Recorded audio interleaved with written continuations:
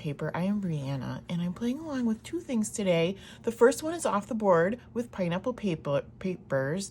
That's Crystal. I'll have that link below. There's a playlist, and that's where we take pins from our Pinterest board that we've maybe been collecting, maybe hoarding, and we use them for inspiration, and that can be many different ways.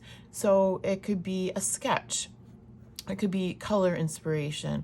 I've been taking titles so far this month, which gets me out of my box and gets me out of like, instead of saying on an airplane, it could be something fun about adventure. I am not doing that today. And instead I found, and I'm a little bit excited about this, I found a pin with a doodle, things for travel. And so then that leads me to our other thing I'm playing along with, and that is Sketch Sunday. And we all work from the same sketch.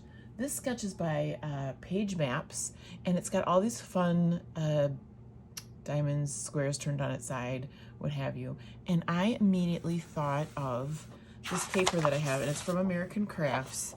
And I am going to be cutting some of these out. I have a feeling I might be leaving some of them intact, joined, and then other ones I will separate out. But I'm going to use that in the pattern they have their diamonds or squares in. So what I have is a picture of Jillian. Jillian and her fiance Nick went to Florida, and Jillian got a little air sick, and she sent me this picture. So thumbs up, she's feeling better. This is what I'm going to document, and it should be interesting. The only reason I hesitate is because, so the doodling part, I have Bible journaling, and I will doodle in that. I have not doodled in my scrapbook. I think this is going to be great. I have, little doodling pens, and the thing of it is that I can doodle within. They're just gonna be like a little airplane, a little camera, a little suitcase, those kind of things. And it shows you on Pinterest, if you go to the link, exactly how to draw these, like step by step. So I'm super excited about that. I don't think it's gonna need a lot of embellishments. I did grab out my Stampin' Up punch. As you can see, some chevron punches along the photo. I am not going to do a Polaroid. I'm not going to do a 3x3. I'm going to keep this 3x4. I found this in my stash from a cutout page. I've got just another 3x4 card I'm going to use for journaling. And this is actually from Creative Memories. And I felt like it went enough with the colors. That's going to be my title. So let's get scrapping. Even though I sped this up like 4 times, it's still going to be like a 14-minute video. I do a lot of like hemming and hawing, not sure where to put things. This pink piece of paper I cut down from a 12x12, and I say that because I go for my scraps first, but if there's not a color that I am particularly exactly wanting, I don't feel bad about cutting into my 12x12s. And here I am going to cut those hexagons. I do keep a row straight of them. I thought really I was going to use this paper to save on time and frustration.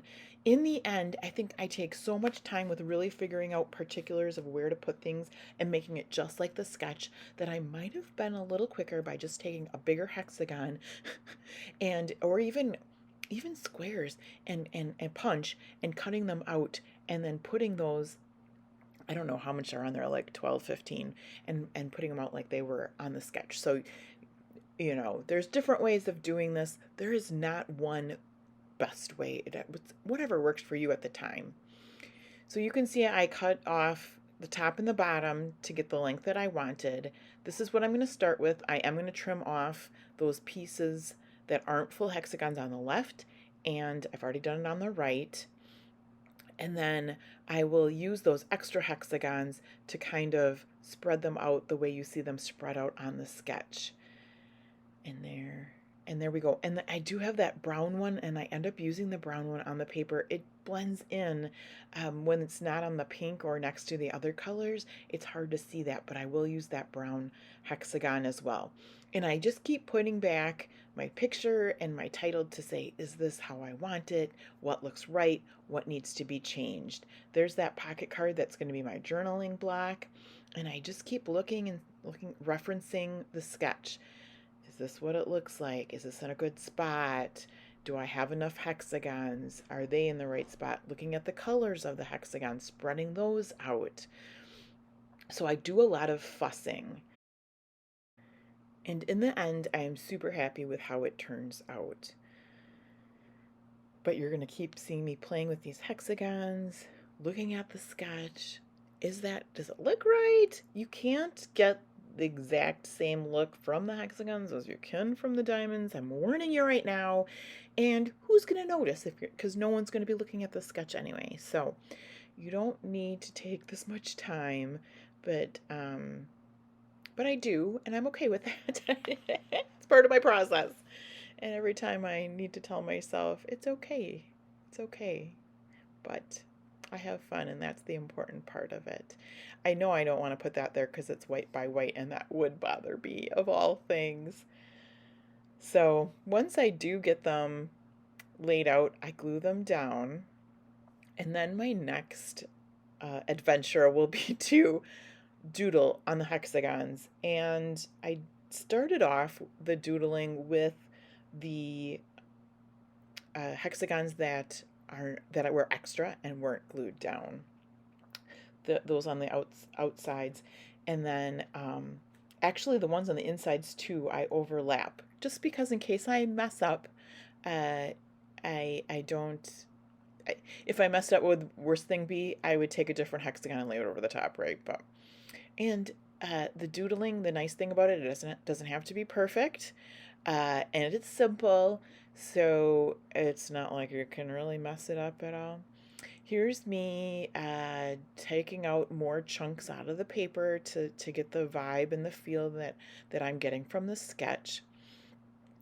After I get these pieces out, I think the next piece might be to there's kind of like a blank spot in there where there is in the middle, kind of where there's no square or diamond, and so I will actually cut out from the middle of my paper, and you can see me trying to figure out where is that middle piece.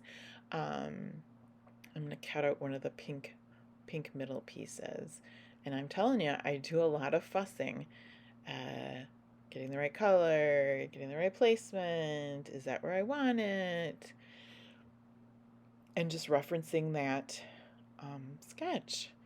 And this is a super fun sketch. Normally I would use more pictures. I could see using the same sketch for more pictures, absolutely. You could put a whole row of pictures on that left side, honestly. There's the pink one, so I'm going to cut that out.